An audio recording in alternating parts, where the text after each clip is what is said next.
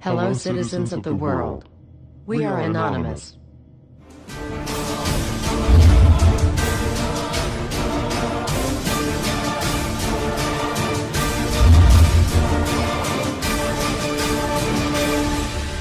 Guess what, world?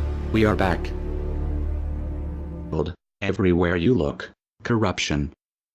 We continue to fight pointless wars over lies, and we are killing innocents and letting our children die in wars just to ensure the Federal Reserve can continue their petrodollar scandal. We are sitting idly by while these crooks continue to loan fake money out to us at interest, stealing our homes, and enslaving our children. Let me make this extremely clear to all of you listening. Many corporations, especially the Federal Reserve, used the government to steal $17 trillion from your children. Your children did not have that money. They are now debt slaves. These people have stolen money from your children that are not even born yet, and sold their freedoms. They have enslaved you and many around the world. Wake up, world. And they did all of this by counterfeiting money and loaning it out at an interest. They have stolen hundreds of trillions from people around the world. Have you heard about Microsoft's Xbox manufacturers in China? They had to install suicide nets outside their buildings to ensure their employees don't jump out of the window to commit suicide. These are the conditions your children in the US will be working under when the debt is soon owed, and it will be owed. It is not a matter of if it will be owed, but it is just a matter of when. And it will happen as soon as the United States economy collapses, which will happen very, very soon. And if you think because you do not live in the United States this does not affect you, you are wrong. And you are next. The only way we can stop this is if we all unite together and fight it. People of the US are waking up to the Federal Reserve scandal, and the powers that be are currently afraid of retaliation. And that is precisely why they trying everything they can to disarm us. You know how the media has been saying gun violence has been out of control and at an all-time high. They are not simply twisting the truth here or exaggerating. They are absolutely bold-faced presenting lies to you. First off, realize, gun violence in the United States has always been shockingly low. And gun violence has dropped by 49% in the last 11 years. The already absurdly low gun violence in America has literally dropped in half. In half. The fact they are saying that it is at an all-time high perfect demonstrates how biased the government and the media is. If this doesn't prove to you that they have an agenda, then nothing will. Do you remember how the media keeps repeating that there has been 74 school shootings since Sandy Hook? Those 74 shootings were not even mass shootings like they claim. Most were suicides and none of them even took place at a school. Not a single one. They are presenting lies to you, America. When will you wake up? At some point you have to ask yourself, why would the government fake 74 mass school shootings involving children? If they get our guns, we will lose the fight against them. And they will take away absolutely all of your freedoms and you and your children will be forever slaves. And don't forget they purposefully put you and your children into that debt. And because the Federal Reserve is present in all countries, the other countries of the world are next soon after. This plan is called the New World Order. It is the same New World Order the Vice President of the United States called for on national TV a month ago. He said we need to strive for and complete the New World Order. This is also the same New World Order President George Bush and President Kennedy said is our country's lifetime goal.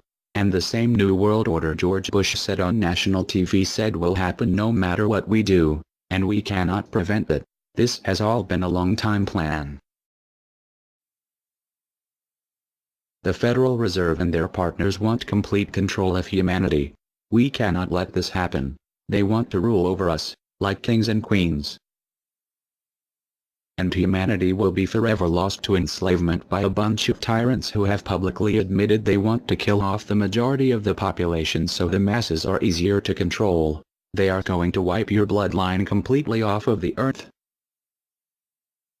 He'll tell you the order of things to happen. The enslavement will follow immediately after guns are taken away and you cannot fight back. If they cannot get the guns before the economic collapse, then they will wait until the economy collapses. When the economy collapses, people will be starving. There will be looters and shootings. The government will insist on taking guns away to help, and as soon as the guns are taken away, then we will fall into a complete dictatorship. Do not fall for it. Remember, They are the ones who caused the economic collapse to begin with. This is the same tactic used on Germans and it worked. So expect it. As soon as the economy collapsed and the masses were starving, the German government asked the people to give up their rights and they listened. And then eventually the government was throwing the naked masses into giant burning hot ovens for mass execution. Do not give up your rights. Do not give up your guns. Fight back, as they were the ones who caused the problem. Just so you know, the people who are behind this Federal Reserve scam and New World Order are the same ones who funded Hitler's campaign. Make no mistake, these people are as brutal as Hitler himself, even more brutal. In fact, now we are going to show you some. Assuming America grows some balls and we win, we will need an overall plan. We have come up with a perfect plan. This plan offers extraordinary possibilities. It will make for the most beautiful and free world you can ever imagine. If we are successful, we can leave a much better for our children. A beautiful world. Watch every minute of the rest of the video. Do not skip a single bit of it, as it is all important. If this one video gets out to and can change the world, this is your opportunity to make a difference. Please share this video. What you want with it, get paid for the views. We don't care. Just get the message out there for the world to see. Now sit back and relax, enjoy the movie.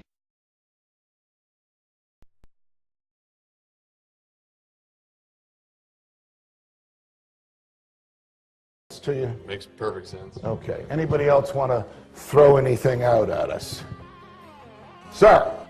I think you're an anarchist and you don't know it yet.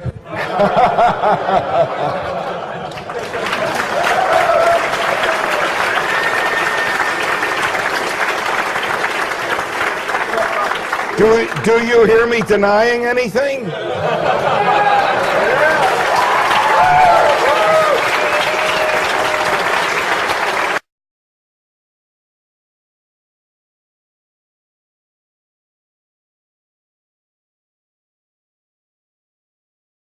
Many people, when they hear the word anarchy, think of chaos and mayhem. So they assume that an anarchist must be in favor of disorder and violence. That is the complete opposite of the truth. Most objections and complaints about the anarchist or voluntarist philosophy are not actually about the philosophy itself, but result from people misunderstanding what the philosophy is all about. To illustrate a few points, we will use the example of two fictional islands. Authoritania, where there is a ruling class or government, and Anarchia, where there is no ruling class of any kind. We will use these islands to examine several common misconceptions about anarchism. Lots of people think anarchy means every man for himself, or survival of the fittest, or the absence of any social cooperation or organization. They think that anarchy means everyone has to be self-sufficient. This comes from the false assumption that some kind of government is necessary for any organization to occur. Whether it's part of a republic, a democracy, a kingdom, or a dictatorship, a ruling class issues orders called laws and punishes anyone who disobeys them. That is not cooperation. That's domination. It's one group forcing its will on another. Authoritarianism can be used to force people into organized patterns, but that does not mean that people are incapable of organizing their activities without being forced. The most productive and useful examples of organization that we see today are anarchistic in nature. No one was forced to build the grocery store you go to. No one was forced to produce or sell anything in it. Everyone involved in the vastly complex operation of growing your food, transporting it, displaying it in the store, and selling it to you, everyone involved participates voluntarily, working in exchange for money. You and all the other store customers choose freely which store to go to and what to spend your money on. This purely voluntary arrangement allows for an amazingly complex degree of organized cooperation without anyone being coerced to participate. In contrast, under government, a very small group of people comes up with an idea and forces everyone else to participate in it and provide for its funding with tax dollars. In the authoritarian version of a supermarket, the ruling class would tell people what to produce and how much, what prices to charge, and they would tell customers what they must buy and what they must pay. Anyone who did not comply with the centralized master plan would be punished in some way. That is how government does things. Which one of these would you prefer? Another common but incorrect assumption is that if there were no ruling class or no government, people would have no way of defending themselves against common criminals or foreign invaders. Again, this is simply not true. The government version of protection is inherently hypocritical. Governments will use their hired law enforcers to find and lock up some of the private thugs and thieves and prevent them from preying on people. But every ruling class gets the money for its operations by way of taxation, demanding money from its subjects and punishing those who don't pay up. Oddly, every ruling class insists that it needs to be able to forcibly control and extort money from people in this way in order to protect them from private criminals who might try to forcibly control and extort them. In contrast, if there is no government, people do not lose their inherent right to defend themselves from violence or to defend what they have from those who would take it. Every person has this right, and they also have the right to organize and cooperate with each other to exercise that right. Organizing for mutual defense does not require any government-granted laws or authority. No one wants to be attacked or defrauded, and everyone wants to feel safe. Whether each person takes this on himself or herself individually, or whether they hire and organize others to do it on their behalf, it can be done on a voluntary basis. Those who insist that government is necessary often claim that if there wasn't a government, then smaller private gangs would spring up to enslave and rob people. Organized crime gangs exist along with government, and most people do not understand the dynamics between them and how government enriches and empowers organized crime while appearing to fight it. Black markets enrich organized crime, and money allows them to buy government protection. There's no reason to think they would do as well in an environment of freedom, where they would have fewer ways to make money and would be up against both individual and organized armed citizens. A criminal gang that's recognized as such has far less power than a gang whose aggression is perceived to be legitimate and proper. And that's the gang we call government. When thuggery is called law enforcement, and thievery is called taxation, and self-defense is called crime and terrorism, then even the widespread ownership of firearms can't do much to stop the aggression. Imagine a private gang trying to do the things that government does without the aura of authority, and imagine how a well-armed population would respond to this. The gang would fail quickly and dramatically. Another concern that people have when they first consider the idea of a stateless society is that some people are truly malicious, destructive, and sociopathic. The concern is that these people would be free to do anything they wanted and no one would stop them. But this concern is again based on a basic misunderstanding of human nature. Wherever we have a government ruling class, we still have freelance thieves and thugs who are not deterred by the laws of the politicians. In some instances, they're stopped by force by the police, or they decide not to commit a crime for fear of what the police might do to them. What makes this deterrence work is not the legislation or the official badges, but the simple threat of harm to the sociopath. It really makes no difference whether the threat comes from the police, or another citizen, or even another criminal. A sociopath doesn't care about laws or social rules. He cares about avoiding pain and hardship for himself. This is still true when a government ruling class is not involved at all. If the intended target of a would-be carjacker pulls out a gun, it doesn't make any difference to the carjacker whether that person has a badge or whether there's a law against taking people's cars. Discouraging nasty people from hurting others does not require special authority, only the ability to use defensive force. Ironically, though people hope that government will protect them, having a government, a gang which is believed to have the right to tax and control people, just creates one gang so big and powerful that normal people can't resist it.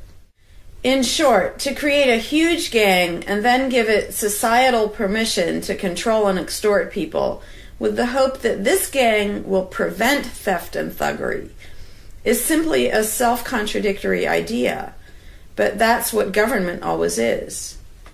Some people might assume that if people organize for mutual protection and defense, then that's what government is. But there's an essential difference. People coming together to do something that everyone has the right to do, such as defend yourself, doesn't require any special authority. It's not government unless one group of people claims the right to do things which others do not have the right to do, such as taxing and controlling innocent people. Organized defense can be very effective without supposing the special right to rule over others. In other words, without being government.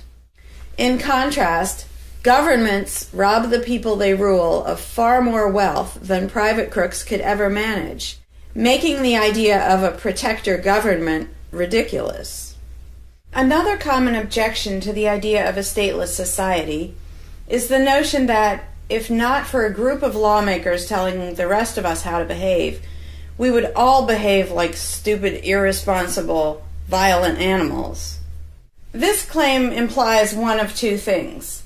Either we normal people have no idea what is right and wrong unless and until politicians tell us, or the only reason we want to do the right thing and coexist peacefully is because politicians told us to. A quick examination of your own motivations will show you that neither of those things is actually true. It's particularly odd to make this argument in a society where politicians are voted into power. If the people themselves have no moral code and no conscience, and are just stupid, violent animals, why does almost everyone want government to keep the peace and protect the innocent? Would a population of vicious, heartless, evil people try to elect good people to keep the evil people in line? Obviously not. The goodness and the desire for order and peace comes from us, not from the lawmakers we vote into office. The same holds true of everything that government does. If people are so short-sighted and selfish that they can't be trusted to voluntarily organize and raise money for whatever they deem important, then how can those same people be trusted to decide who should be in power? The implication is that the average person can't be trusted to run his own life, but can be trusted to choose someone to run other people's lives. Government is really not a civilizing influence. It's actually an uncivilizing influence. People who would never personally rob their neighbors constantly use the government to do it for them by way of taxation. People who would never dream of trying to control minute details of their neighbors' lives think it's just fine to vote for politicians to do it instead. Government gives everyone the opportunity and encouragement to rob and control other people without risk. So government, rather than serving as a check against the imperfections of our nature, instead drastically amplifies our greed, irresponsibility, and malice towards other human beings by giving us a legally acceptable and risk-free way to interfere with the lives and choices of our fellow men and women. Government brings out the criminal and busybody in everyone. In contrast, in the absence of a ruling class, people would lose their ability to ask lawmakers to interfere with their neighbors' lives. And we would not have law enforcers who could avoid responsibility for evil deeds by claiming that they were just following orders. Throughout history, far more theft, assault, oppression, and even murder has been committed by those acting on behalf of a supposed authority than by anybody else. Even basically good people, when they believe in government, will condone things or do things which they know would be wrong if they did them on their own. Most people know that theft and assault are bad, but they imagine that controlling their neighbors and forcing them to spend their money on things they don't want is perfectly moral and legitimate when it's done by way of the political process. Wrong becomes right when it's called taxation, legislation, regulation, and war. Anarchists know better. They know that human society will never be perfect, but it would be a whole lot better if evil deeds were committed only by genuinely nasty, sociopathic people, rather than being committed wholesale by basically good people who think that violent aggression is okay when it's called law enforcement. The fundamental principle of voluntarism is very simple. It's wrong to initiate violence against any other person, regardless of badges, laws, or alleged authority. The only time the use of force is justified is to defend against aggression. Almost everyone understands this on a personal level, but they've been taught that this basic rule of social living does not apply in the game of politics and government. Most people already know how to get along with others, and most people want a peaceful and just society. Our morality doesn't come from politicians making laws. Our ability to organize and cooperate doesn't come from the ruling class. When people escape the belief in government, they don't suddenly turn into violent animals. Our inherent right to defend ourselves and our ability to defend ourselves is not served by government. In fact, it's threatened by government more than by anything else. Ruling classes do not produce peaceful coexistence, but rather perpetual conflict and violence. Our belief in government authority takes our compassion, virtue, and good intentions and turns them into power for people who crave power and riches. Of course, the people who benefit most from the political racket will put a good spin on the system and do their best to convince people that it's a social necessity. But ask yourself this: have the thousands of laws, regulations, and taxes imposed on you by politicians made you a better person? Have they made you more productive or more caring? Is the world better off with the politicians taking your money and telling you how to live your life? Or do you think it might have been better off if you'd been allowed to spend your own money and make your own decisions? Is society really best served by a small class of people forcefully imposing a centralized master plan on everyone else? Can the orders and threats of a ruling class make the world what it should be? Or would society be better served by human freedom and respect for individual rights, by voluntary cooperation and peaceful organization? If this second option sounds better to you, maybe you should learn more about anarchism. Some people dismiss anarchism as a utopian idea that would only work if everyone were generous and compassionate. Obviously, everyone is not generous and compassionate all the time. But these people need to look at the other side of the coin. If people are too stupid, greedy, and malicious to be free, aren't they too stupid, greedy, and malicious to be trusted with power over others?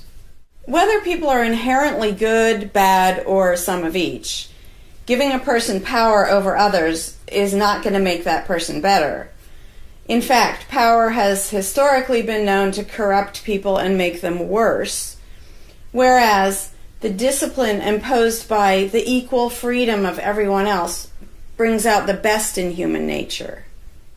Most people today think that we need some form of government because they mistakenly believe that obedience to authority makes us all more civilized, moral, and peaceful. In reality, it has always done exactly the opposite.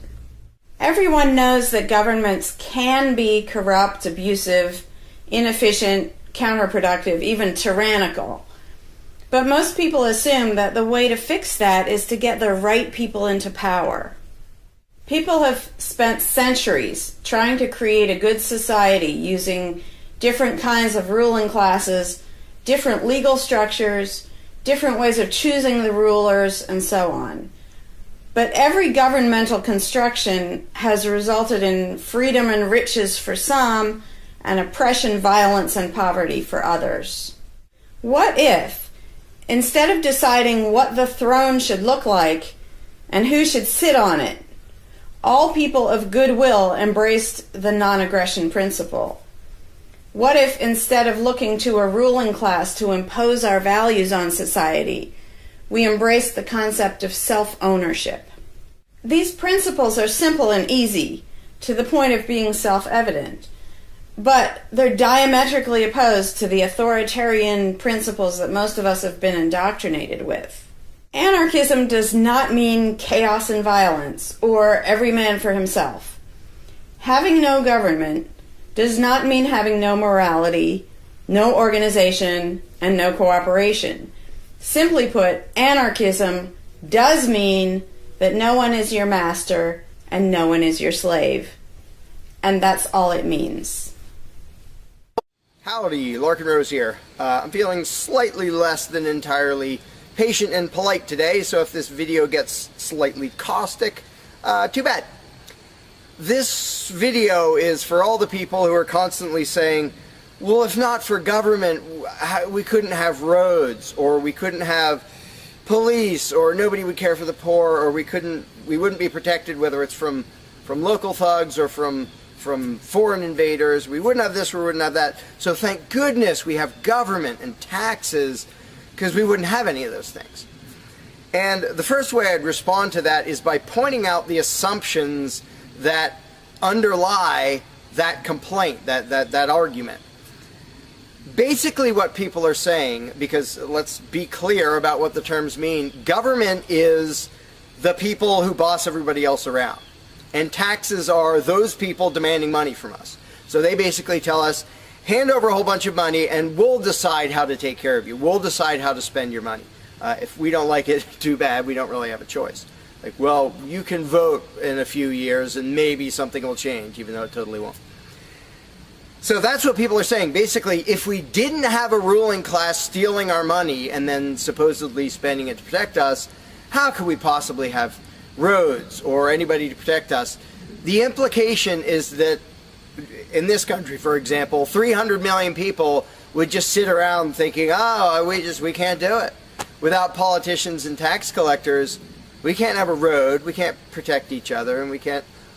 And it rests on this bizarre assumption that things that almost everybody wants, they wouldn't do anything to make happen unless there were politicians forcing us to give them money so they can make it happen. And so an example I like to use is, let's apply the same argument to food, because food is pretty darn important. I think everybody can agree. Let's apply the same argument that statists use about the roads or caring for the poor or protection or anything like that. The argument would go like this. Now, in the context of food, listen how idiotic this is. If we don't have government demanding money from all of us under the threat of caging us, and that's what taxation is, here's the money you have to give us, here's the nasty things we do to you if you don't. If that didn't happen so that they could build a big food production and distribution system and feed us, well, we'd all starve. We'd all just sit around saying, gosh, I wish we had food, but, you know, no politicians and tax collectors. We're just going to sit around and starve to death. Now, in this country, nobody would believe something that stupid, because all you have to do is go to a supermarket and see a perfect example of really efficient, organized cooperation that nobody is forced to do. There is no, you know, if you're going to make the argument that people make about roads and protection and all that, you'd say, well, nobody is forced to make any food for anybody in this country. How do you know everyone's just going to say, well, it's not my job, and we'll all starve to death? There's no guarantee. There's no master plan guaranteeing that we'll all have food. So obviously we're all going to starve if we don't have an authoritarian government stealing our money and then making food and giving it to us. Because golly gee, we couldn't possibly do it voluntarily ourselves. Again, in this country, nobody makes that argument because they see it happening voluntarily. Nobody involved is forced to do that. Nobody is forced to make you a single bite of food. There is no guarantee at all from anybody. And yet, Americans are, by and large, hugely overweight. Obviously, we don't have a lack of food. We might have a lack of healthy food. But obviously, we see that example. Oh, we can handle that. You know, voluntarily, mutual cooperation, that's fine for food. But for some reason, it's not okay, and we can't even fathom the idea of the exact same thing handling roads or handling protecting us or other things that almost everybody wants. So there's, in the question is this bizarre assumption that everybody will sit around really, really, really wanting something, but because there aren't politicians bossing us around and stealing our money, well, how could we possibly do it? And one of the most common things is, who will build the roads? Which is amazingly stupid to me. Just amazingly stupid. I have here in my pocket a little tiny thing. With this little tiny thing, I can be most places in this country and call people all over the world. And I own it myself. I'm not anywhere near rich these days, but I own one. Almost everybody I know has one of these. A little thing that can fit in your pocket, and just on a whim, you can open it and talk to somebody who's on the other side of the planet. And there was no coercion. Nobody forced anybody to make one of these. This is the result of voluntary cooperation. And that's it. Free trade. Organization, yeah, good. Cooperation, yeah, good. Coercion, which is what government is, and taxation, which is theft, didn't need that to do this. So what these people are telling me, oh, we wouldn't have roads if we didn't have government, is that somehow free individuals, relatively free, interacting voluntarily can make it so I can talk to almost anybody in the world on a little thing that fits in my pocket on a budget that is not a very good budget at the moment, but I still have one of these. That freedom, not authoritarianism, can supply me with this, but freedom cannot achieve a flat place. Because that's what a road is. It's a flat place. From here to there, because we have these machines that take us from here to there. By the way, we don't have those machines because of government. We have those machines because of free enterprise and voluntary interaction and cooperation. The idea that freedom can make a car but can't make a flat place is just idiotic. You really think we can't make a flat place? And so I ask people, and they say, well, who will build roads? Are you really telling me that you really and truly think that if government fell off the face of the earth, 300 million people in this country, 7 billion if you want to include the whole planet, would sit around in their houses thinking, golly, I wish I could go visit Fred, but I can't because there's not a flat thing from me to him, and I don't know how to do it. And the other 300 million or 7 billion people, we can't possibly do it because there aren't any politicians and tax collectors. If they were here, we could do it. If they were here to boss us around and steal our money and really inefficiently build a flat place, then we'd be set. Then I'd be comfortable and I could be confident that I could get places. I could visit Fred. I could go shopping. But now we're all going to sit in our houses wishing we could go to the corner store, but we can't because, golly, how could we possibly make a flat place from here to there? We can make these where you can talk to anybody in the world. We can make machines that you drive around in, but no, we couldn't possibly make a flat place. And when people say, well, who will build the roads? The first answer is the same damn people who do it now. Politicians and tax collectors don't build the friggin' roads. Have you ever seen one out there? No, you haven't. They steal our money, waste most of it, do all their corrupt games, and then they pay other people. Here's an idea. How about if we pay those other people who actually build the stinking road? And the fact that that doesn't occur to people is a great indication of how well indoctrinated people are by the rulers who will perpetually tell us, you can't organize anything, you can't achieve anything, you can't do anything unless we are here to force it on you. And it's, again, there are a zillion examples, whether it's caring for the poor or protection or roads, obviously. where most of the population will say, I'm really concerned that poor people won't be taken care of, which means most of the population wants people in need to be taken care of. And if we didn't have politicians stealing our money, how would it happen? Here's an idea. Take some money out of your pocket and give it to one of the people that you think needs help.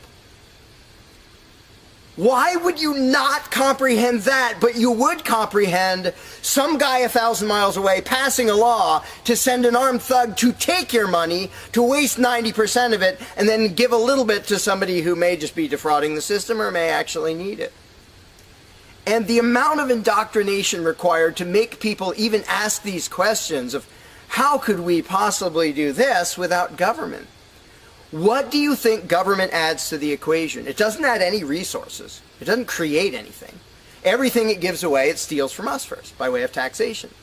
It doesn't add any skills. It doesn't add any knowledge. The people who are here would still be here if the institution of government fell over. We have all the know-how, we have all the resources, all the technology.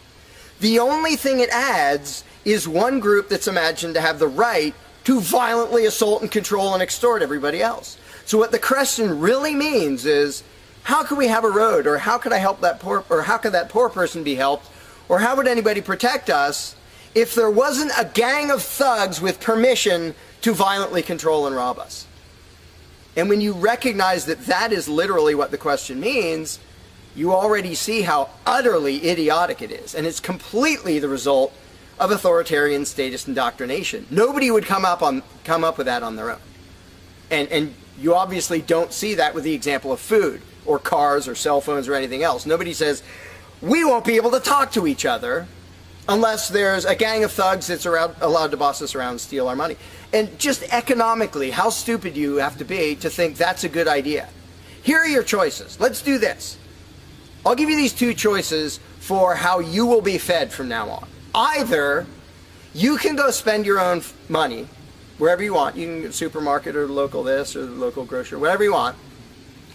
You can go decide what you want, and they'll tell you the price. You decide what you're going to buy and how much. And you can go to different places and you can shop around and you can do all that. That's option number one. But let me warn you, option number one does not give any guarantee that you will be fed. There's no master plan forcing people to feed you. So, oh my gosh, you better be really scared of that option, despite the fact that you can do it day after day and it works really darn well and feeds pretty much not only this country, but with a massive surplus. So that's option number one that apparently statists are scared of. Option number two is politicians will take as much money of yours as they decide to take. Then they will decide what, if anything, they will buy with that money in terms of food to give to you, to feed you. Do you really think that will serve you better, that that will feed you better? Yeah, I'm much more comfortable that I'll have I'll be fed, I'll be secure, everything will be okay. If a gang of thugs who doesn't really care about me steals my money and then decides what, if anything, to give me back from what they stole. But that is implied in the question, whatever you put in the blank. How are we going to have blank if not for government? What you're saying is, how can we, the people who really want roads and food and cell phones and protection and all the things that almost everybody wants, how can we possibly have that unless we give someone permission to steal our money and boss us around and then decide what they're going to give us? And the same thing applies no matter what you put in the blank. How will we possibly do blank without government? One of the silly ones is caring for the poor. How will we care for the poor? Think of what that means. Like when more than half the country votes for a party to take care of the poor, it's more than half of the country saying, we're really concerned and we want to make sure that the less fortunate are taken care of, but we don't believe that normal people acting in freedom will take care of them. Well, if the people didn't care about the poor, they wouldn't win the election. By definition, if you vote for a welfare state, you're an idiot. Because either people are heartless bastards and you're going to lose, or people are compassionate and giving and you don't need to win. Just give them your stinking money. But people play the game, and that's the Democratic Party lives off of the idiotic notion that you're all so heartless that you should vote for us to steal your money to give to the poor. And half the country falls for it. Yeah, we're all so heartless that we voted you into office for the specific purpose of taking our money to help the less fortunate. That's just freaking brilliant. How about if half the country just gave their stinking money to the less fortunate? And then the less fortunate would all be rich, because it would be 1 trillion times more efficient than the government version of welfare ever is. Also, it would be actual charity instead of mass theft and corruption and fraud and all that fun stuff. But what takes the cake, the ultimately insane thing, whatever you put in that gap, how can we have blank without a parasitic ruling class and a bunch of hired thieves? It's just a stupid question, but it's extra super stupid when what's in the blank is, how will we be protected? Who will protect us from thieves and robbers if we don't have government? It's the most idiotic question. It's also the most frequent question from statists. So here's what the question literally means.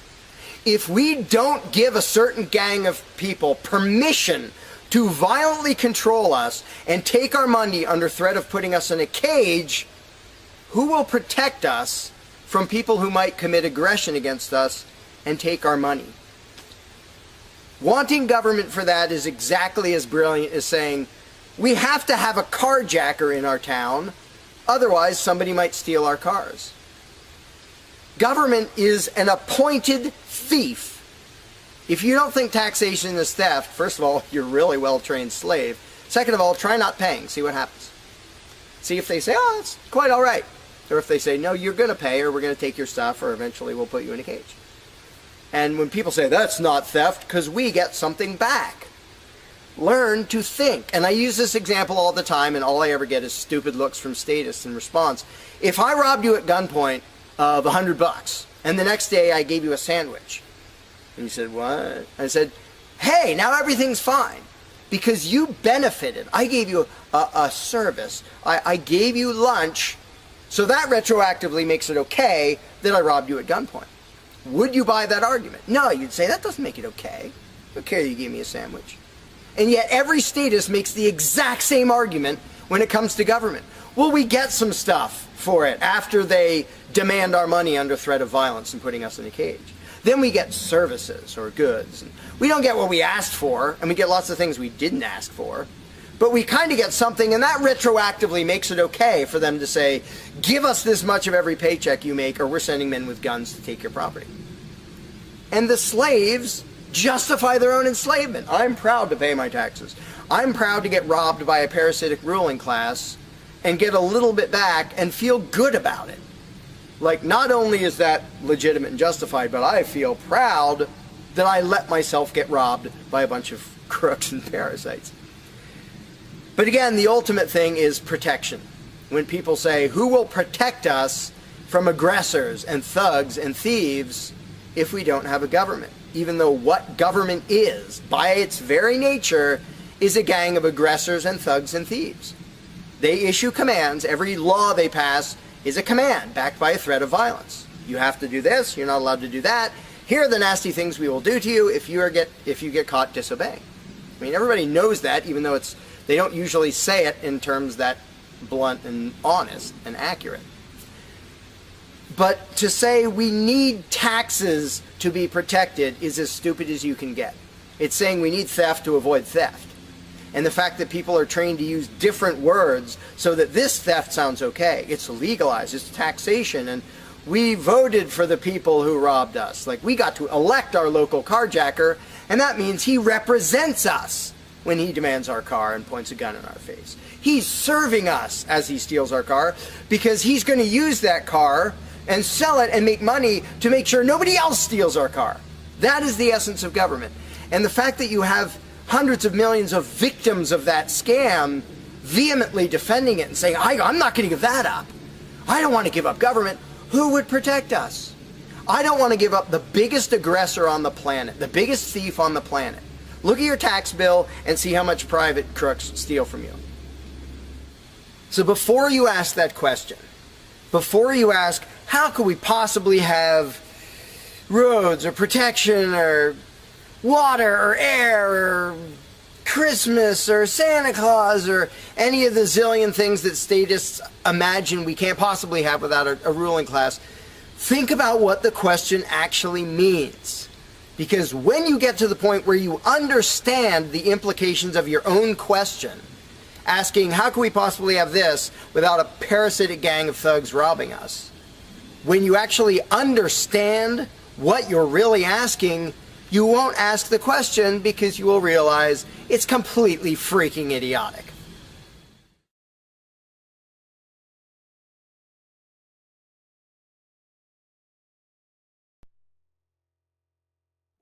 Hey, Larkin Rose here.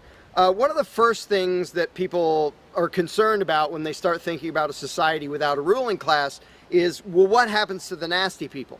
Whether you're talking about people who are just kind of negligent or inconsiderate, play their music too loud at night or leave their trash lying around the woods or whatever it is, all the way up to people who run around attacking and murdering people.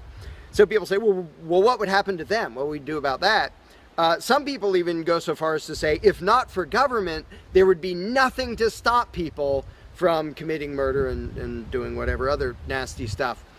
And it's funny because when somebody says that, there would be no consequences, they could do whatever they wanted and nobody would stop them, the person saying that is implying that he isn't going to do anything. If there's someone running around attacking and murdering innocent people, the guy who said nothing will happen to them, obviously he's not going to do anything or something would happen to them. But not only is he demonstrating his own cowardice when he said there would be nothing to stop murderers, he's also projecting his own immaturity and irresponsibility onto the rest of the world, because he's also saying the other 7 billion people wouldn't do anything about it, which obviously isn't true.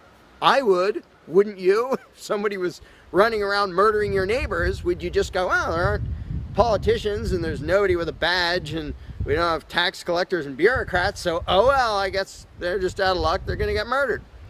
And would you not even protect yourself if there wasn't government? Obviously, lots and lots of people, all the sane people, would do whatever they could to protect themselves and defend the innocent. So to say nothing would happen is just really bizarre. And it comes from having a mentality basically of a little kid in a classroom, where the teacher walks out of the room and the kids are just sitting there. We don't know what to do. No authority's telling us what to do. And Johnny's throwing things at me. And there's no teacher to stop him. Ah! Because most people, having been trained into authoritarian mentality, it never occurs to them that they are the ones who should fix anything, who should stop anything. And so when people say, well, what would be done about this and that and the other thing, nasty people doing nasty things, the first thing I ask is, well, what would you do about it? Because people are so into the mentality that there has to be some master plan and some authority who writes down the law of here is what will be done with those people, that people don't think in terms of, well, what would I do about it? Which is why I always ask people, well, what would you do about it? You're a person just as much as me and just as much as the other 7 billion. What would you feel justified in doing if somebody was polluting or playing their music too loud at night or running around murdering people or whatever in between you can think of? Any nasty thing, what would you feel justified in doing about it? Because there's a very basic rule of being a moral human being, which is if it would be wrong for you to do something, don't ask anybody else to do it. And the rule is so simple, so self-evident and obvious that most people will go, well, duh, of course. Trouble is, nobody in the world who believes in government abides by that rule. Nobody.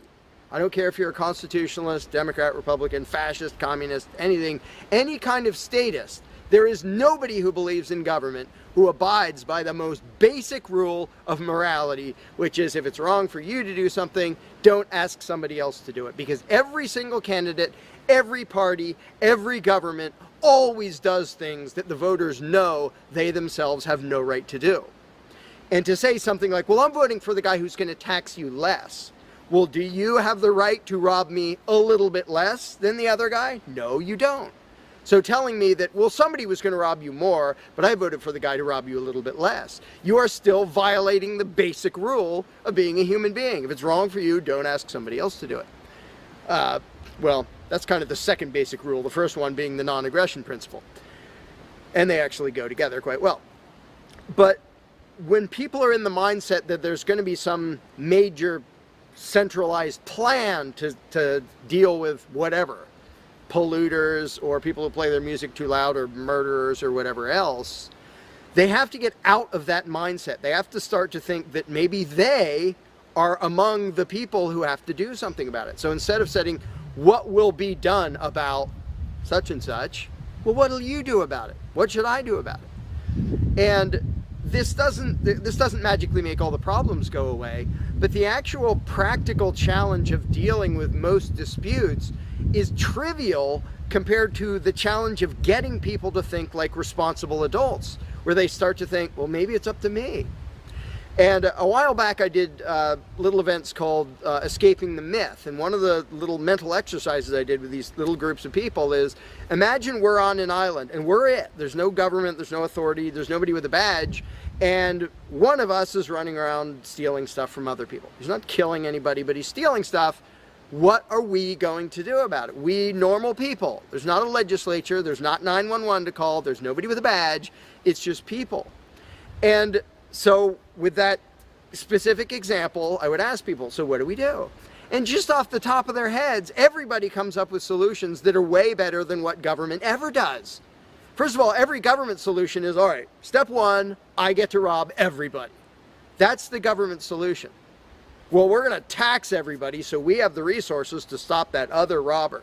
Well, in the island scenario, nobody is stupid enough or insane enough to start with that, to say, well, let's see, so somebody's stealing our stuff. Okay, first, I get to rob all of you so that I have the resources to protect you from him.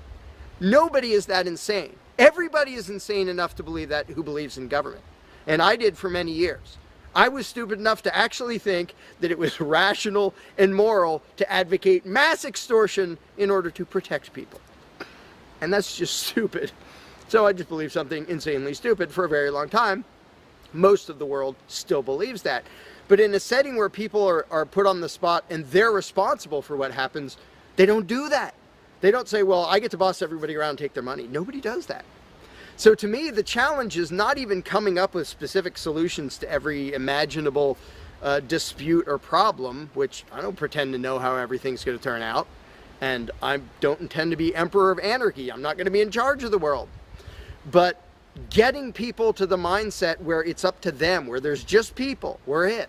No legislatures, no people with badges, no authority, we're just people. Suddenly people are way better at solving problems and making things work. One good example is when there's a disaster. Unfortunately, sometimes it takes a horrendous event to bring out the best in people. And it brings out the worst in some people too. But when people say, whoa, my neighbor's house is floating away, I'm not going to wait for FEMA. I'm not going to dial 911. I'm going to jump in a boat and go save him. Because suddenly it's on me. Suddenly I'm the one who has to do something. And when it occurs to people that they're the ones who have to do something, and unfortunately usually that only happens in a complete disaster area, when it occurs to people and they suddenly take on the responsibility and start to think like adults, their solutions are generally a lot better than any government solutions, and ever are. But to get to that mentality, people have to shift from the authoritarian mindset to the mindset of a self-owning individual who realizes there is nothing above me. There is no magic unicorn who's going to come to save the day, who's going to come save me from polluters or somebody playing their music too loud or murderers or whatever it is. It's just us. And if we realize that, then first of all, people would stop asking me, well, without a government, how would this be handled? As if I'm going to be in charge. I don't freaking know. What would you do about it? I can tell you what I would do about it. I could tell you what I might suggest, what I might predict, but who cares? I'm one of 7 billion people. I'm not going to be in charge any more than you are. So it's really a mental exercise that people have to think over in their own heads with their own moral codes instead of waiting for some outside answer. And it's why I don't usually get into those discussions of, well, here's my plan for how to deal with this and that and the other thing, because my plan doesn't matter. My plan will not be the best plan for any problem you can come up with. There will be a million people with better plans than whatever I could come up with. So don't ask me to describe how you are going to fix problems. I don't freaking know. And you can see the mind shift in people when they grasp that they own themselves and they suddenly realize, oh, okay, well, yeah, there are things we can do to settle disputes, to protect ourselves from attackers, to do this or that or the other thing. But the first step is just grow up. Stop thinking it's somebody else's business to make the world work. Well, how will the poor be cared for? I don't know. What are you going to do? Well, how will we be protected from this? I don't know. What are you going to do about it? And it is inconvenient. It's inconvenient to be a free person where you can't just be a kid in the classroom whining to the teacher to save the day and fix everything and make everything work, where you actually have to be a responsible adult. And that's one of the main reasons why people like the belief in authority, because then they can live with the lie that all they have to do is obey and do as they're told and everything will be okay. First of all, no, it won't be okay. Second of all, you're not even being a human being.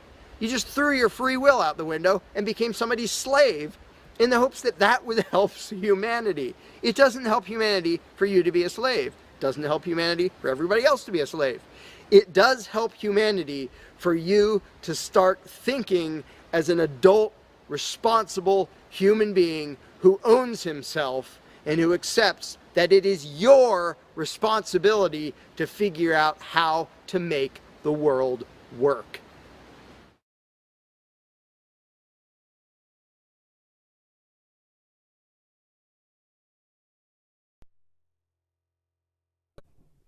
Hi everybody, it's Stefano Molyneux from Free Domain Radio. I hope that you're doing well. This is a little presentation entitled The Proof for Anarchy. It's sort of embarrassing how long it took me to come up with this as a thesis, but we will look on the bright side and hope that it holds or stands. This is more details from an argument in the free book, Everyday Anarchy, available at freedomainradio.com in ebook or audiobook format. So, anarchy, the proof. Well, there's a core anarchist claim, or the core anarchist claim, is that a central coercive monopoly, a state, a government, is not required for criminal sanctions, punishment of criminals, violent crime, and so on, for the provision of public goods, of roads and pollution controls and so on, and for contract enforcement. Furthermore, using a state to solve these problems is both counterproductive and immoral.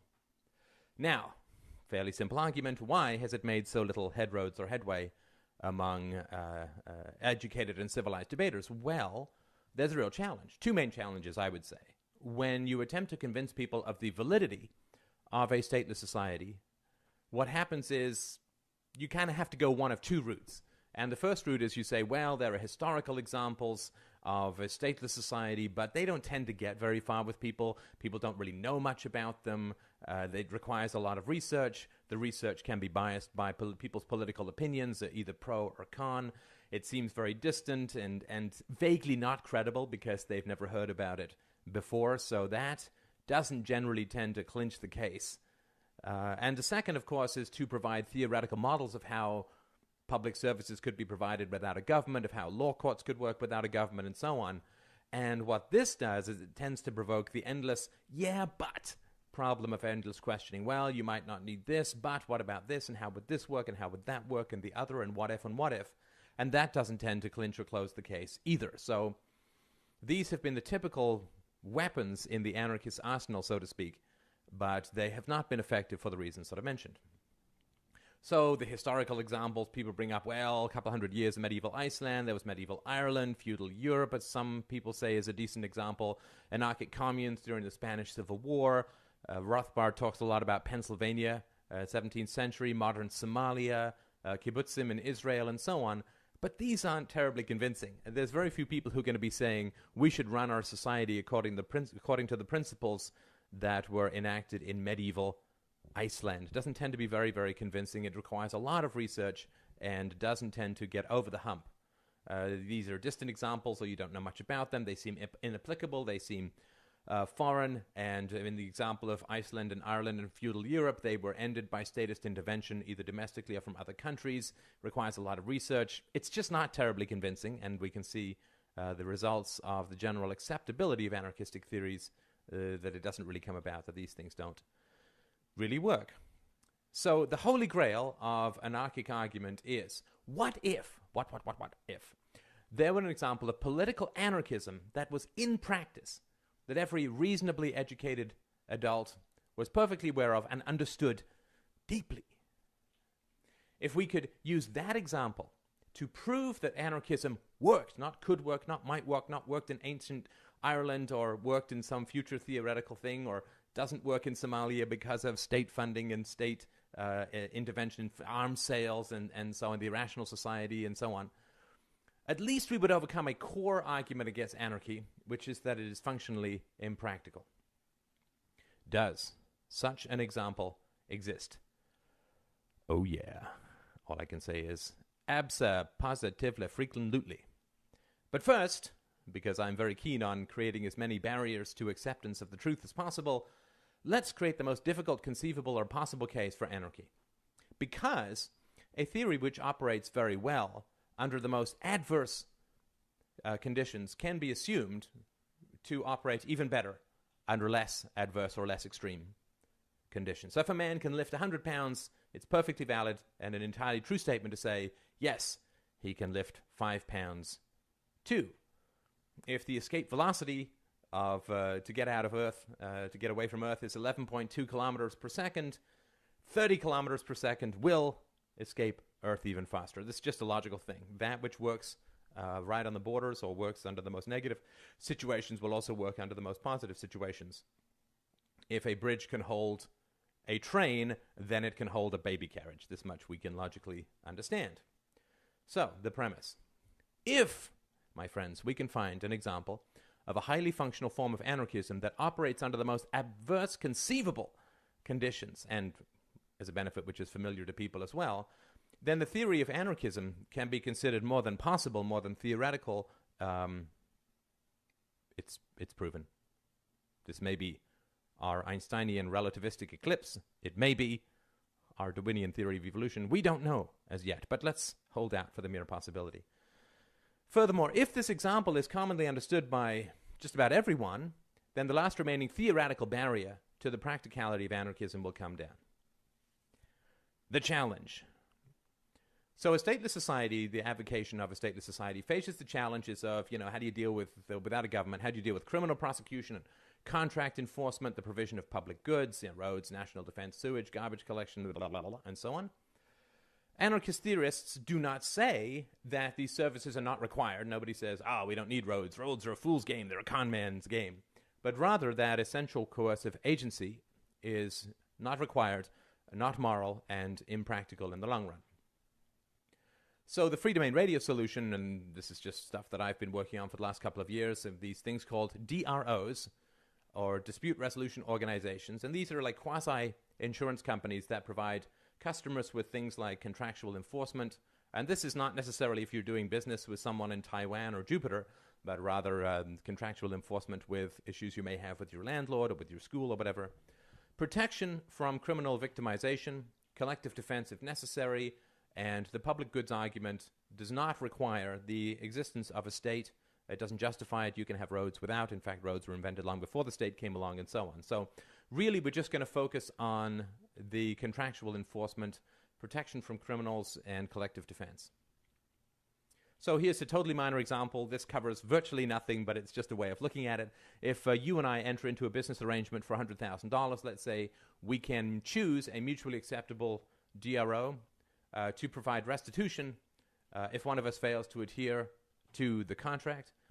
If I fail to adhere to the contract, the DRO will pay you for your relevant losses and then will come after me to pay restitution, or would have me pay you directly. If I welch on the contract, break the contract, and refuse to pay any restitution, then DROs will raise the price for me to do my next contract. Like, if you take up smoking, your insurance rates go up. If I end up welching on my contracts, it becomes that much more expensive to enforce my contracts, and thus the price of me having contracts goes up. And of course, contracts are necessary for just about everything you do in a modern economic society.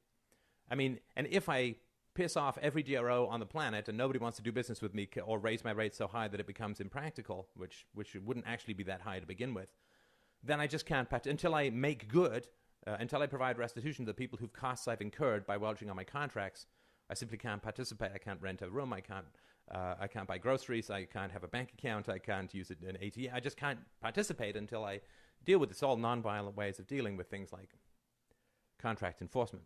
Property crime, again, this is a total massive sprint through. There's lots to this, and you can listen to the first podcast or look at freedomain.blogspot.com starting from the bottom up for more on this in terms of how it could handle things like pollution controls and so on. So if I contract with a DRO for property protection, if I'm robbed, well, the DRO is going to pay me restitution, going to give me back the computer that was robbed, or pay for it. If the DRO can identify the criminal, it's going to require him to pay restitution instead. If he doesn't, then DROs are going to share names with other DROs. This already happens with insurance companies. And these other DROs will refuse to enforce his contracts until he makes good on that which he stole.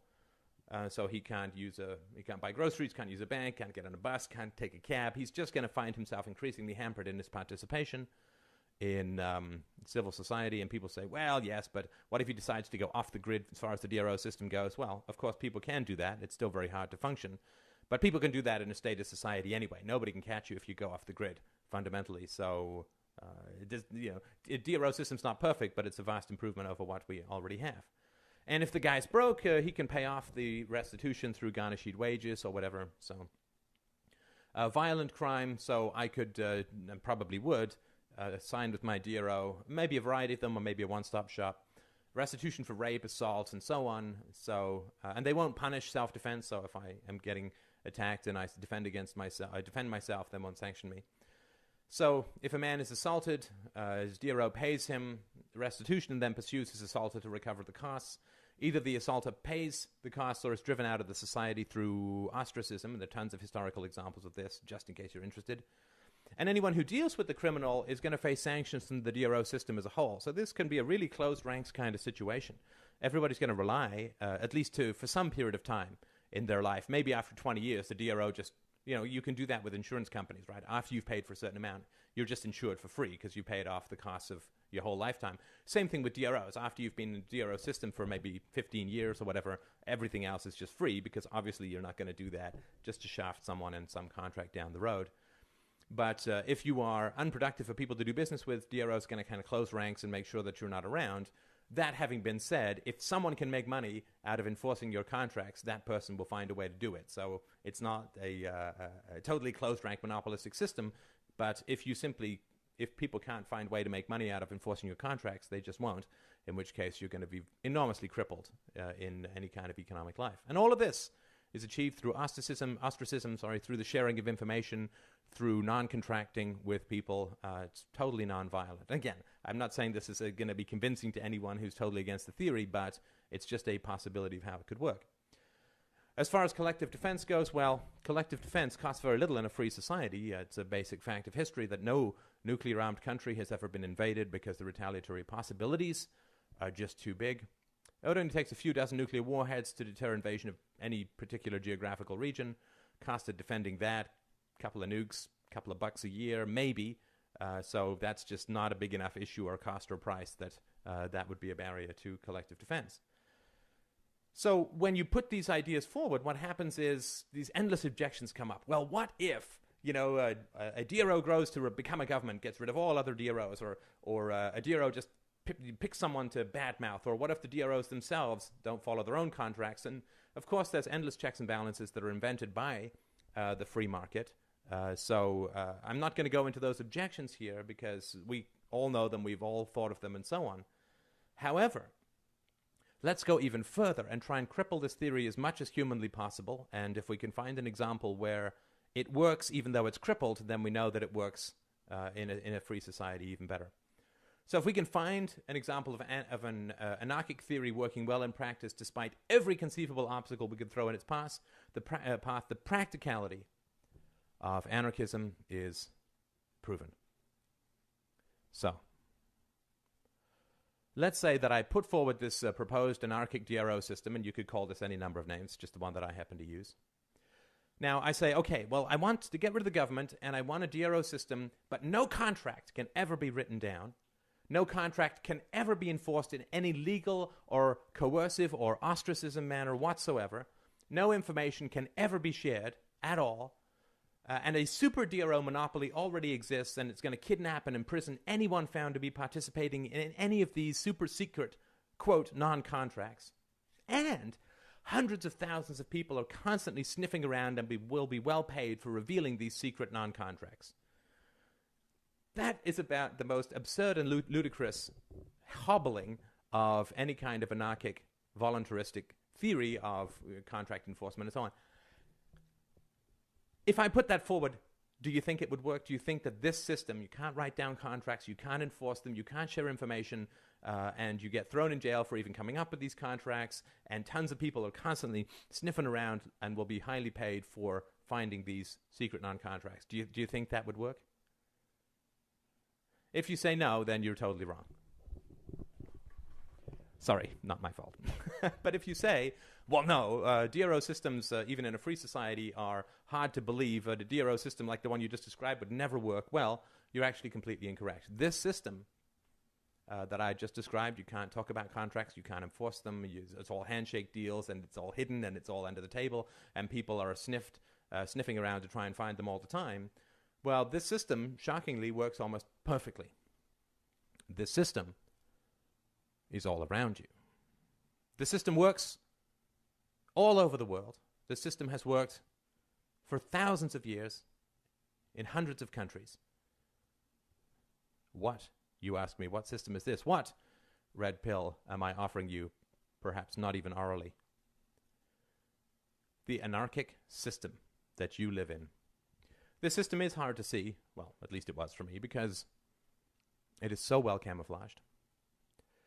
This anarchic system is the state itself.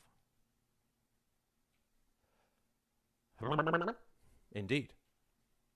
Well, the thesis. The state, the government, is the best conceivable example of a functional anarchic system, because it functions almost entirely on the spontaneous enforcement of rules without central coercion, without using violence. The process.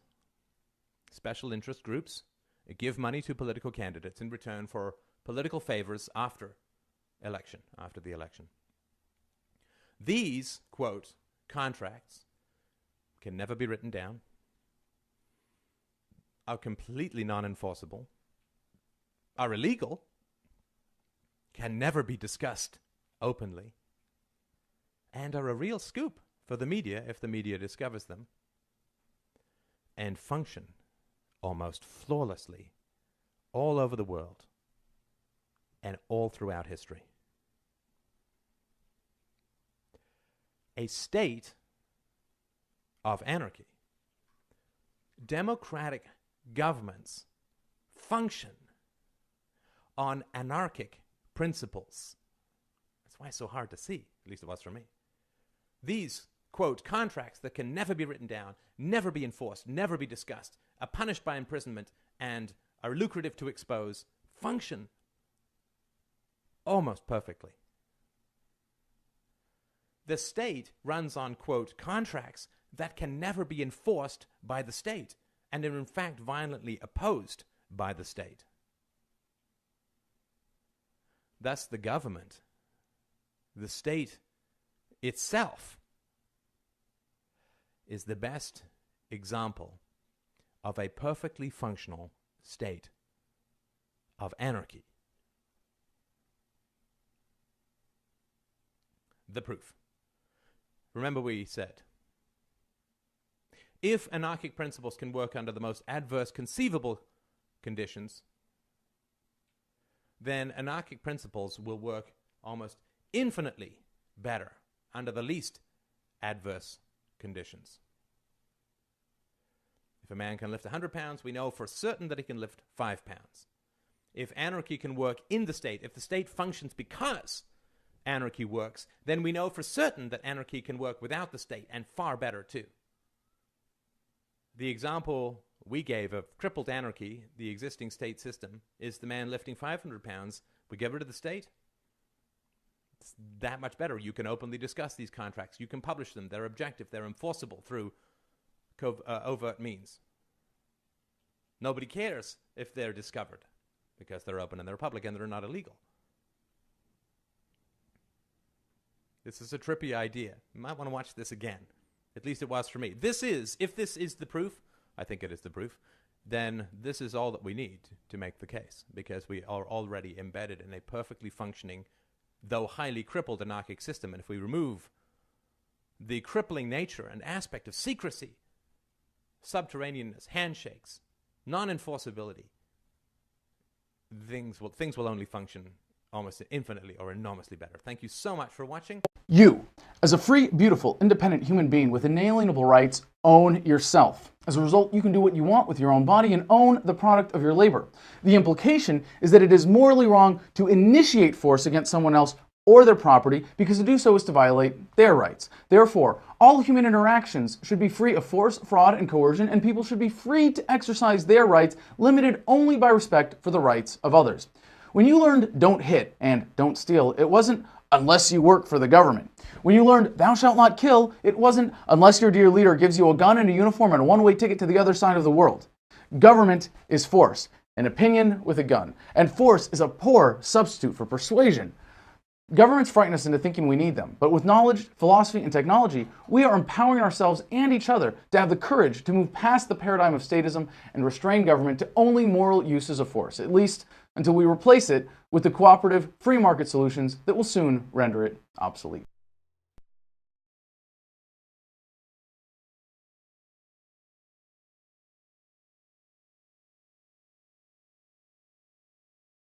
You cannot begin to imagine in how many ways the world is the opposite of what you have been taught to believe. You see the guy who sells drugs to willing customers so he can feed his family as the scum of the earth, while you see the hypocrite who gives away stolen money in the name of government as a saint. You see the guy who tries to avoid being robbed by the federal thugs as a crook and a tax cheat, but see as virtuous the politician who gives away the same stolen loot to people to whom it does not belong. Go to your browser. You see the cop as a good guy when he drags a man away from his friends and family and throws him in prison for 10 years for smoking a leaf. And you see anyone who defends himself from such barbaric fascism as the lowest form of life, we now have a new YouTube channel. In reality, most drug dealers are more virtuous than any government social worker. And prostitutes are far less to be ashamed of than political whores, because they trade only with what is rightfully theirs, and only with those who want to trade with them. These are the people responsible. The upstanding, church-going, law-abiding, tax-paying citizen who votes Democrat or Republican is far more despicable and a bigger threat to humanity than the most promiscuous, lazy, drug-snorting hippie. Why? Because the hippie is willing to let others be free, and the voter is not. The damage done to society by bad habits and loose morality is nothing compared to the damage done to society by the self-righteous violence committed in the name of the state. You imagine yourselves to be charitable and tolerant when you are nothing of the sort. Even the Nazis had table manners and proper etiquette when they weren't killing people. You think you're good people because you say please and thank you? You think sitting in that big building on Sunday makes you noble and righteous? The difference between you and a common thief is that the thief has the honesty to commit the crime himself, while you whine for government to do your stealing for you. The difference between you and the street thug is that the thug is open about the violence he commits, while you let others forcibly control your neighbors on your behalf. You advocate theft, harassment, assault, and even murder, but accept no responsibility for doing so. You old folks want the government to steal from your kids so you can get your monthly check. You parents want all your neighbors to be robbed to pay for your kids' schooling. You all vote for whichever crook promises to steal money from other people to pay for what you want. You demand that those people who engage in behaviors you don't approve of be dragged off and locked up, but feel no guilt for the countless lives your whims have destroyed. You even call the government thugs your representatives, and yet you never take responsibility for the evil they commit. You proudly support the troops as they kill whomever the liars in D.C. tell them to kill, and you feel good about it. You call yourselves Christians or Jews or claim to follow some other religion, but the truth is what you call your religion is empty window dressing. What you truly worship, the God you really bow to, what you really believe in is the state. Thou shalt not steal. Thou shalt not murder. Unless you can do it by way of government, then it's just fine, isn't it? If you call it taxation and war, it stops being a sin, right? After all, it was only your God that said you shouldn't steal and murder, but the state said it was okay. It's pretty obvious which one outranks the other in your minds. Despite all the churches, synagogues, and mosques we see around us, this nation has one God and only one God, and that God is called government. Jesus taught nonviolence and told you to love your neighbor, but the state encourages you to vote for people who will use the violence of government to butt into every aspect of everyone else's life. Which do you believe? To those about to stone a woman who had committed adultery, Jesus said, "Let him who is without sin cast the first stone." But the state says it's perfectly fine to lock someone up if they do something you find distasteful, such as prostitution. Which do you believe?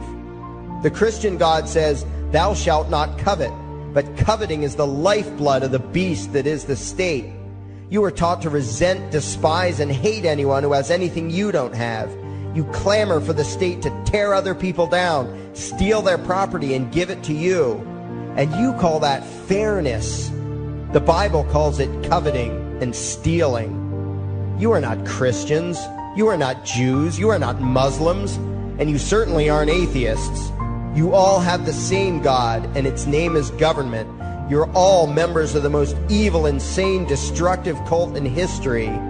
If there ever was a devil, the state is it, and you worship it with all your heart and soul. You pray to it to solve every problem, to satisfy all your needs, to smite your enemies, and to shower its blessings upon you. You worship what Nietzsche called the coldest of all cold monsters, and you hate those of us who don't. To you, the greatest sin is disobeying your God, breaking the law, you call it, as if anyone could possibly have any moral obligation to obey the arbitrary commands and demands of the corrupt, lying, delusional megalomaniacs who infest this despicable town. Even your ministers, priests, and rabbis, more often than not, are traitors to their own religions, teaching that the commands of human authority should supersede adherence to the laws of the gods they say they believe in. Several years ago, I heard one pompous evangelical jackass in particular pontificating on the radio that anyone who disobeys the civil authority, be it a king or any other government, is engaging in rebellion against God. Those were the exact words he used. What if the government is doing something wrong? Well, this salesman for Satan opined, that is the business of those in government, and you are still obligated to obey. Everywhere you turn, be it the state or the church, the media or the schools, you are taught one thing above all else, the virtue of subjugating yourselves to mortals who claim to have the right to rule you. It is sickening the reverence with which you speak of the liars and thieves whose feet are so firmly planted on your necks. You call the congressmen and the judges honorable, and you swoon at the magnificence of the grandiose halls they inhabit, the temples they built to celebrate the domination of mankind. You feel pride at being able to say you once shook a senator's hand or saw the president in person. Ah, yes, the grand deity himself, His Royal Highness, the President of the United States of America. You speak the title as if you're referring to God Almighty. The vocabulary has changed a bit, but your mindset is no different from that of the groveling peasants of old, who bowed low, faces in the dirt, with a feeling of unworthiness and humility when in the presence of whatever narcissist had declared himself to be their rightful lord and master. The truth of the matter, back then and today, is that these parasites who call themselves leaders are not superior beings. They are not great men and women. They are not honorable. They're not even average. The people who earn an honest living, from sophisticated millionaire entrepreneurs to illiterate day laborers doing the most menial tasks you can imagine, those people deserve your respect. Those people you should treat with courtesy and civility. But the frauds who claim the right to rule you and demand your subservience and obedience, They deserve only your scorn and contempt. Those who seek so-called high office are the lowest of the low. They may dress better, have larger vocabularies, and do a better job of planning out and executing their schemes, but they are no better than pickpockets, muggers, and carjackers. In fact, they are worse, because they don't want to rob you of just your possessions. They want to rob you of your very humanity, deprive you of your free will, by slowly leeching away your ability to think, to judge, to act, reducing you to slaves in both body and mind. And still you persist in calling them leaders. Leaders? Where is it that you think you're going exactly that would require you to have a leader? If you just live your own life and mind your own damn business, exercising your own talents, pursuing your own dreams, striving to be what you believe you should be, what possible use would you have for a leader? Do you ever actually think about the words that you hear, the words that you repeat?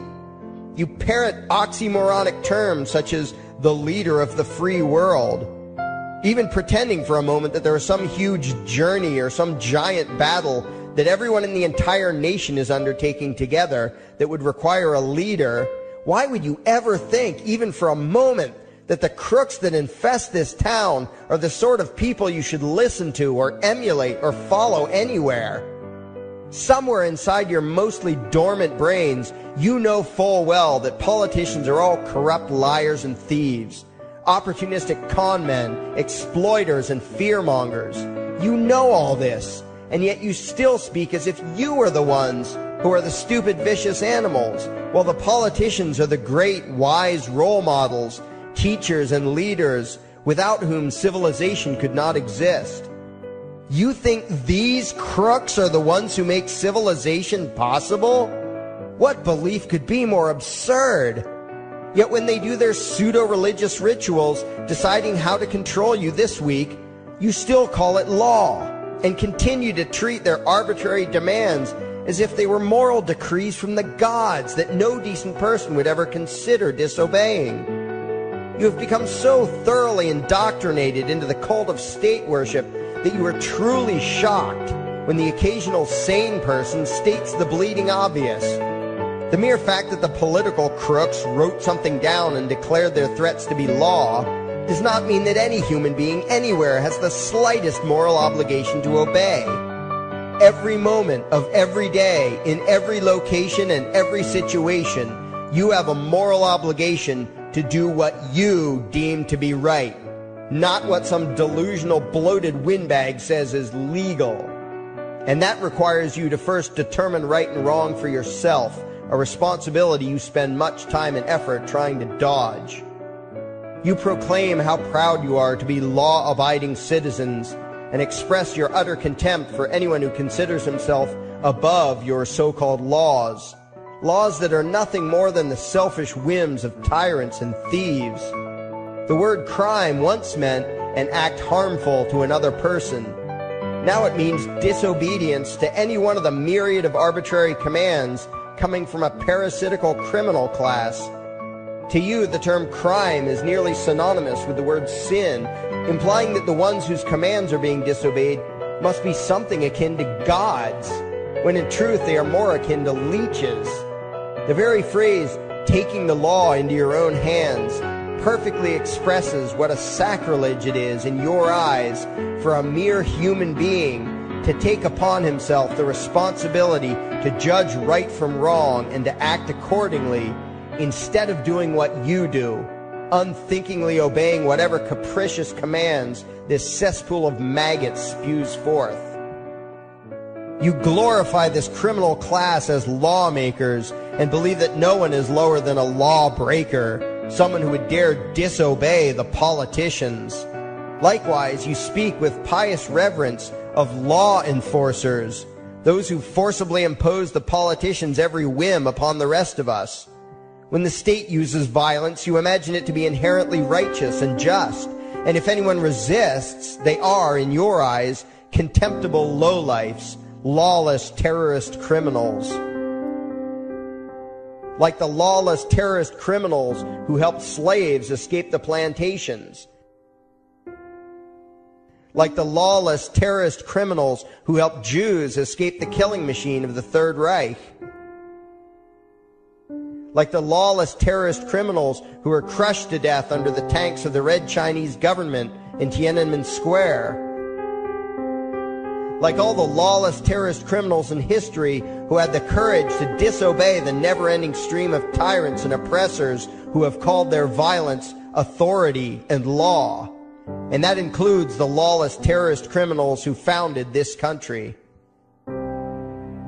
Everything you think you know is upside down, backwards, and inside out. But what has to take the cake, the height of your insanity, is the fact that you view as violent terrorists the only people on the planet who oppose the initiation of violence against their fellow men. Anarchists, voluntarists, and libertarians. We use violence only to defend ourselves against someone who initiates violence against us. We use it for nothing else. Meanwhile, your belief system is completely schizophrenic and self-contradictory. On the one hand, you teach the young slaves that violence is never the answer. Yet out of the other side of your mouths, you advocate that everyone and everything, everywhere and at all times be controlled, monitored, taxed, and regulated through the force of government. In short, you are teaching your children that the masters may use violence whenever they please, but the slave should never resist. You indoctrinate your children into a life of unthinking, helpless subservience. You are putting the chains around their little necks and fastening the locks tight. And worst of all, you feel good about it. Out of one side of your mouths, you condemn the evils of fascism and socialism and lament the injustices of the regimes of Hitler, Stalin, and Mao. While out of the other side of your mouths, you preach exactly what they did. The worship of the collective, the subjugation of every individual to that evil insanity that wears the deceptive label, the common good. You babble on and on about diversity and open-mindedness, and then beg your masters to regulate and control every aspect of everyone's lives, creating a giant herd of unthinking conformist drones. You wear different clothes and have different hairstyles, and you think that makes you different. Yet all your minds are enslaved to the same club of masters and controllers. You think what they tell you to think and do what they tell you to do while imagining yourselves to be progressive, thinking, and enlightened. From your position of relative comfort and safety, you now condemn the evils of other lands and other times while turning a blind eye to the injustices happening right in front of you. You tell yourself that had you lived in those other places, in those other times, you would have been among those who stood up against oppression and defended the downtrodden. But that is a lie. You would have been right there with the rest of the flock of well-trained sheep, loudly demanding that the slaves be beaten, that the witches be burned, that the nonconformists and rebels be destroyed. How do I know this? Because that is exactly what you are doing today. Today's injustices and oppressions are fashionable and popular, and those who resist them, you tell yourselves, are just malcontents and freaks, people whose rights don't matter, people who deserve to be crushed under the boot of authority. Isn't that right? You bunch of spineless, unthinking hypocrites, look in the mirror. Take a good look at what you imagine to be righteous and kind. You are the devil's plaything. The crowds of thousands wildly applauding the speeches of Adolf Hitler, that was you. The mob demanding that Jesus Christ be nailed to the cross, that was you. The white invaders who celebrated the wholesale slaughter of those godless redskins, that was you. The throngs filling the Colosseum, applauding as the Christians were fed to the lions, that was you. Throughout history, the perpetual suffering and injustice occurring on an incomprehensible scale, it was all because of people just like you.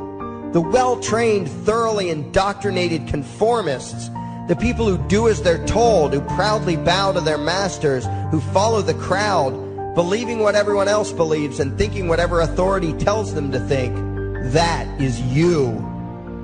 And your ignorance is not because the truth is not available to you. There have been radicals preaching it for thousands of years. No, you are ignorant because you shun the truth with all your heart and soul. You close your eyes and run away when a hint of reality lands in front of you. You condemn as extremists and fringe kooks those who try to show you the chains you wear because you don't want to be free. You don't even want to be human. Responsibility and reality scare the hell out of you, so you cling tightly to your own enslavement and lash out at any who seek to free you from it. When someone opens the door to your cage, you cower back in the corner and yell, "Close it, close it." Well, some of us are finished with trying to save you. We've wasted enough effort trying to convince you that you should be free. All you ever do is spout back what your masters have taught you, that being free only leads to chaos and destruction, while being obedient and subservient leads to peace and prosperity. There are none so blind as those who will not see. And you nation of sheep, would rather die than see the truth.